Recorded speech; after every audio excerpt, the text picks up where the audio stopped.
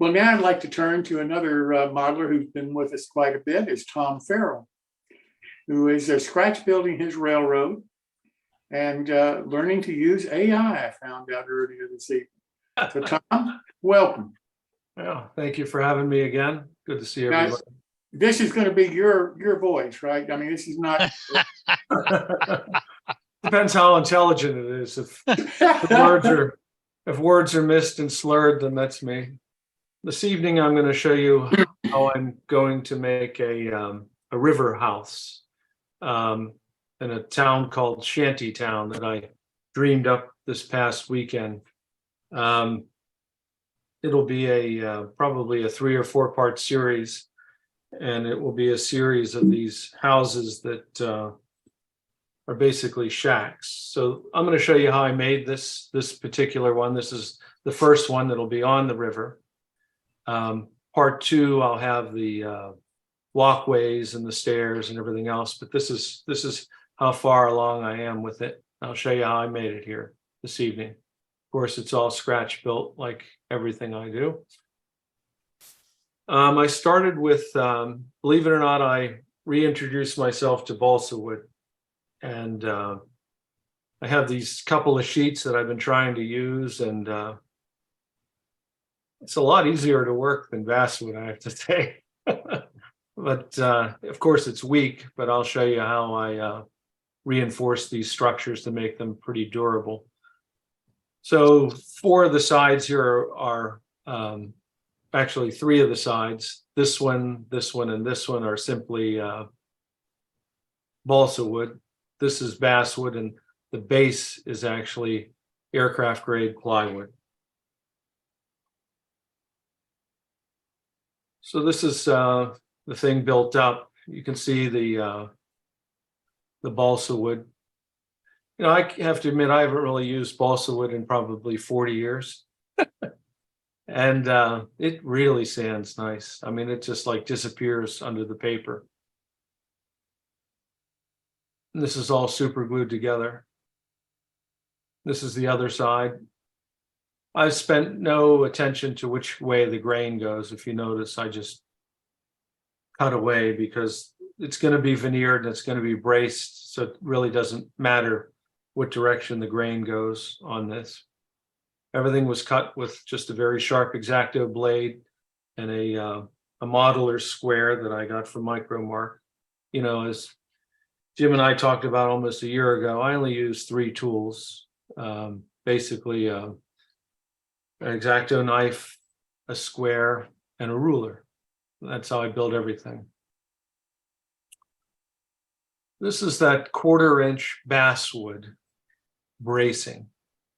So I brace all of my structures with this material. It's inexpensive, and it makes for a very strong model. There's no fear of crushing anything, even if it's balsa wood, with this 1/4-inch. This is O scale, of course, we're dealing with this 1/4-inch basswood. This is the bottom of the structure. I drew a grid on there to place the piers. These piers are nothing more than a dowel rod that I scribed with a razor saw to get this texture. And I put this grid on here with my square, and then I just super glued these things on one at a time. Kind of reminds me of a horror movie. And this is the bottom. And later I'll add cross bracing. This will be the next part 2, will be the addition of 2x8s running across here and sorted bracing. Here's the bottom. I painted with a flat black acrylic paint. I only use acrylic paint for the most part on wood like this. You won't see this, but I painted it anyway in case there's a reflection off of the river, which will be cast with an Envirotex type material. Then I went ahead and I painted everything black on the inside and outside. I don't normally detail my inside, so I paint them black. So if you look through the window, you can't see anything. And because this is going to be a shanty or a shack like construction, I didn't know how much, I didn't want to show the wood. You know, if there were gaps in the siding or in the sheeting, I didn't want to show raw wood. So I just painted the whole thing black. It only didn't take very long. So there's the roof. I think I jumped ahead on a slide here, but you see this roof that I put in here with a slant. I'm trying to make it look decrepit. So there's more of the roof.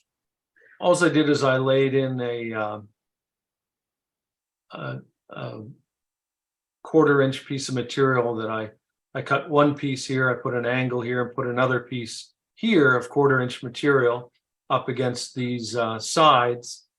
And then I took this very fine aircraft grade plywood, 1/16 of an inch, I think it is. And it's this weird angle because it's on this, I just cut them one at a time and super glued them in place. And this is the result.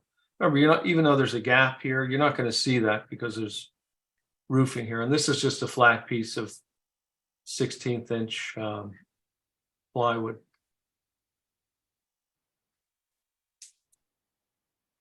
This is the siding. This is styrene that I have. It's actually N scale, believe it or not.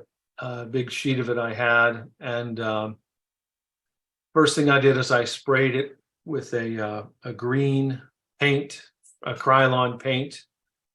I wanted something for the acrylic paint to bite to. I was nervous about painting styrene with acrylic paint. So I put a base coat of Krylon on there of a very similar green. Then I painted this with craft store paint, this light green. Then I just stippled, here's my color palette. I just stippled this green with these dark browns, acrylic paint. And then I added the lighter colors. Now as you'll see in a minute, there's 2 other steps to this, but this is the basic step. Base coat of Krylon, then the secondary base coat of the true color, which is just a light green. Then I start with my darks, then I add my lights, and I just stippled it on there very sloppily.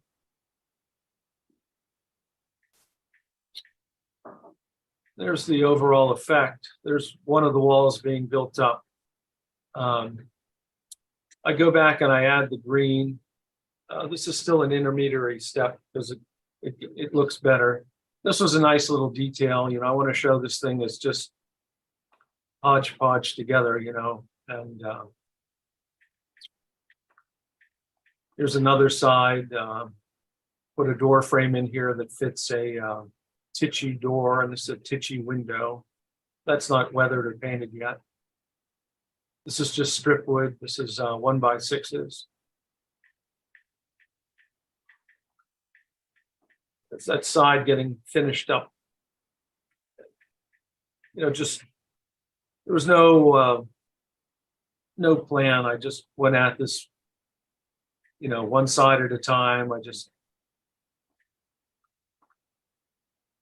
There it is, further build up.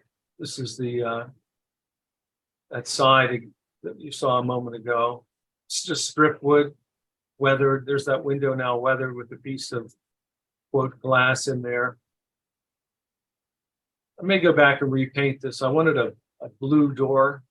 I don't know why, but I'm not sure that's working. We'll see.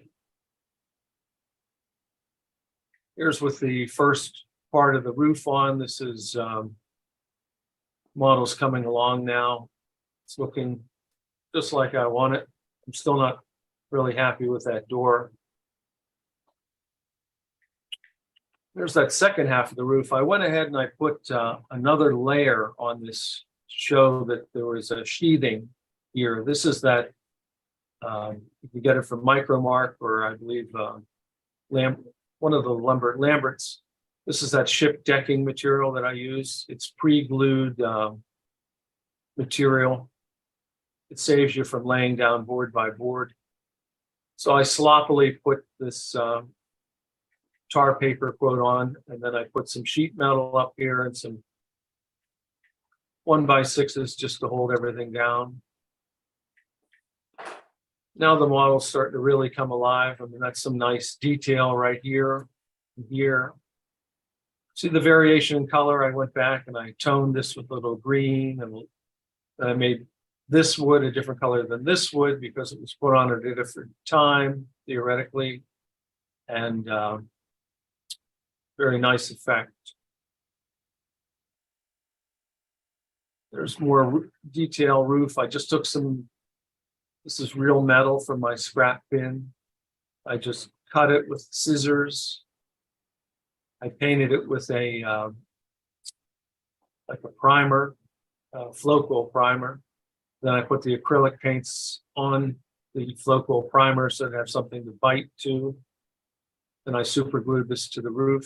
There you can see some of that ship decking showing through. And this detail here was added with a black magic marker.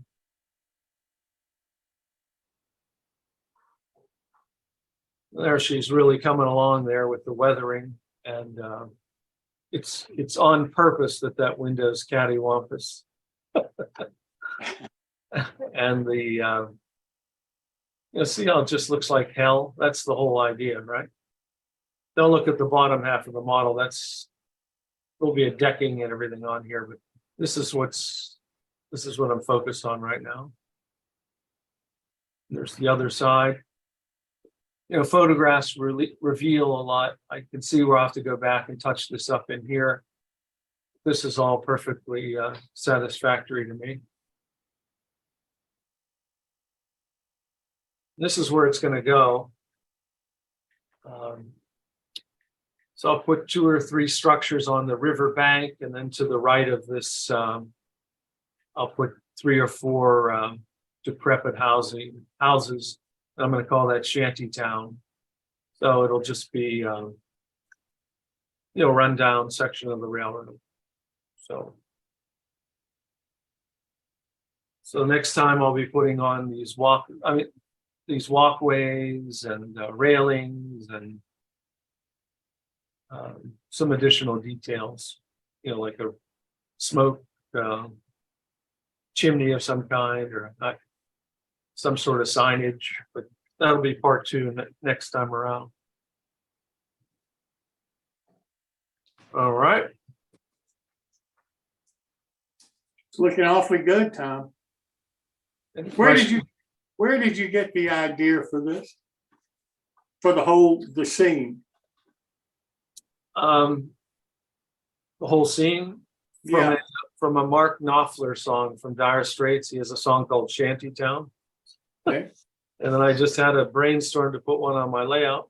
And then I did a Google search and I looked at fishing shacks on rivers. And that's where I found that I turned that artwork you see was a photograph. And just a Google search of different, and I have about a half a dozen real photos of shacks that I'm going to model on my on the river and next to this river.